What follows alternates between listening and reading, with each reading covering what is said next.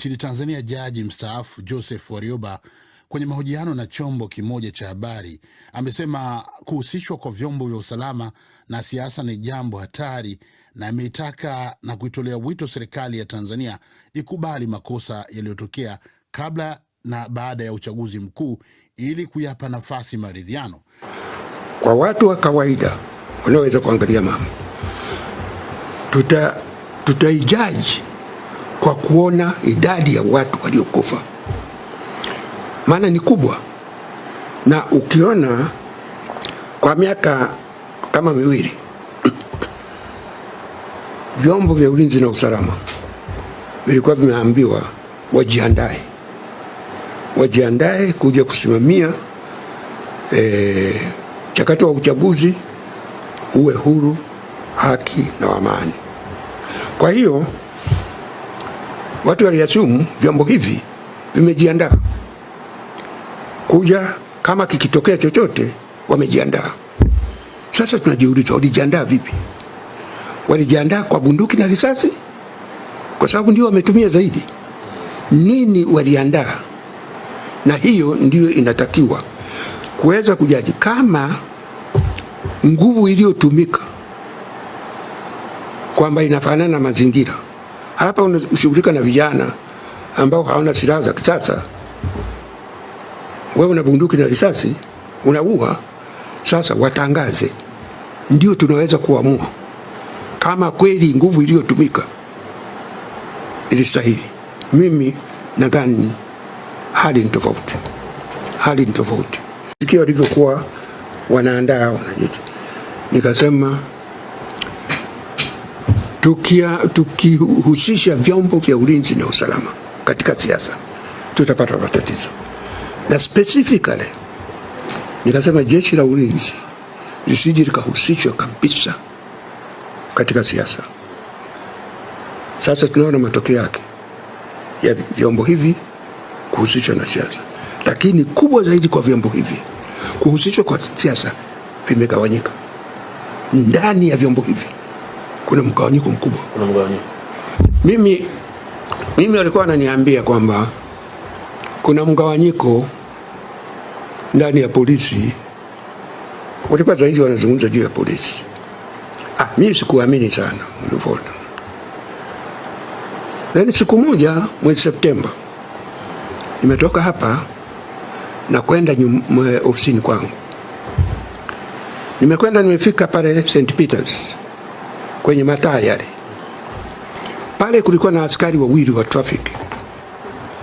Askari wawili wa traffic wanaongoza magari. Sasa wakati tunapiga kona, unakwenda kwa taratibu, askari wale wakaniona. Watu wawili wakapiga saluti. Then mmoja akatoa ishara tusimame. Kwa hiyo nikamwambia driver wangu, tunapiga kona pale, tafute mahali apark. Kwa wale wanaofahamu mahali pale St. Peters, ukipiga kona ile unaingia Sarasi. Pembeni pale kuna watu wanafanya kazi ya kuuza maua.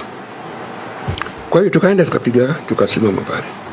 Wala askari wote wawili wameacha kuongoza magari, wamekimbia wamekuja kwangu pale.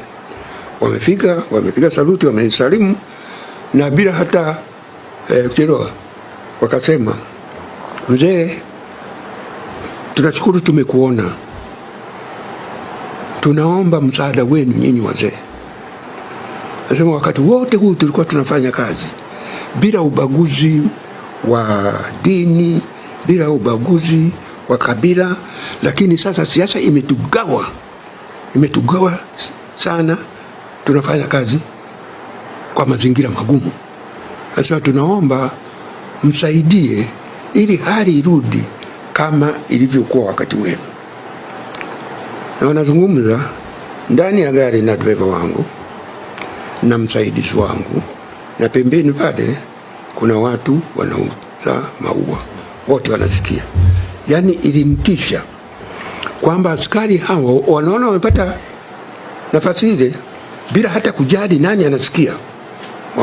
Katika kuitathmini kauli ya jaji mstaafu Warioba, mwenzangu Zainab Aziz amezungumza na mchambuzi wa masuala ya siasa Gwandumi Mwakatobe, na kwanza alimuuliza kujitokeza kwa wazee kama Warioba kuna maana gani katika kuelekea kujenga maridhiano nchini Tanzania.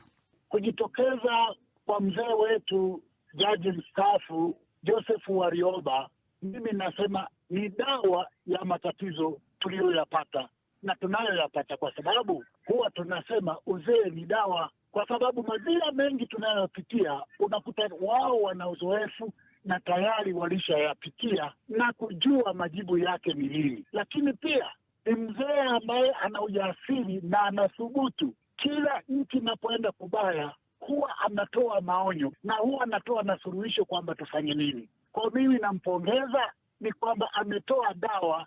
Nchi inahitaji toba, inahitaji tiba, na inakuja kuanza kwa kulikubali tatizo, si kulikataa. Gwandumi Mwakatobe, kutokana na hayo uliyoyasema, kwa sababu ya kauli hiyo ya jaji mstaafu Joseph Warioba, unadhani upande wa serikali unao uwezo wa kurekebisha mambo baada ya kujitokeza hali ya mpasuko ndani ya jamii ya Watanzania? Unao uwezo kabisa, lakini pia kwa sababu mambo mengi hata ambayo walijitahidi kuyaficha, ikiwemo kukata mtandao, sasa tayari yako wazi. Na kama mzee wetu Warioba alivyosema, Watanzania walipouawa na askari wetu walipouawa kwenye vita vya Nduli ya Amini, tulikuwa tunapambana na adui, lakini vyombo vyetu vya usalama vilipokuwa vinawapiga risasi Watanzania, wananchi, ingawaje rais mara ya kwanza alisema ni vijana waliotoka nje, lakini ni vijana wetu, ni ndugu zetu, na wengine hawakuwa hata na silaha. Hata tunahoji kama alivyohoji yeye. Unawaambiaje wale ambao wanajiuliza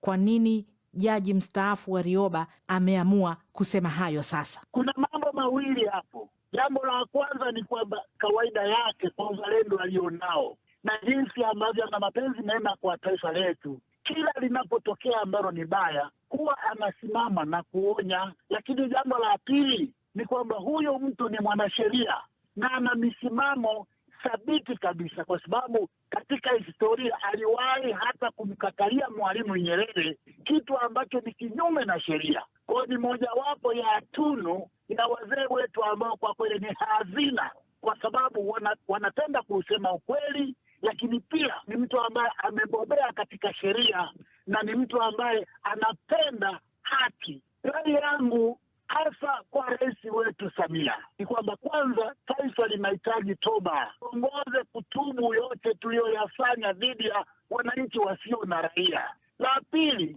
ni kwamba ombe msamaha yeye kwa niaba ya vyombo vya ulinzi. Na mwisho niseme, mtangazaji, wale maiti zote ambazo zimefichwa, hata kama walitupa na kuzifukia sehemu fulani, waweke wazi ili marehemu wazikwe kwa heshima, lakini pia na ndugu waweze kuwalilia, nyoyo za Watanzania zipone.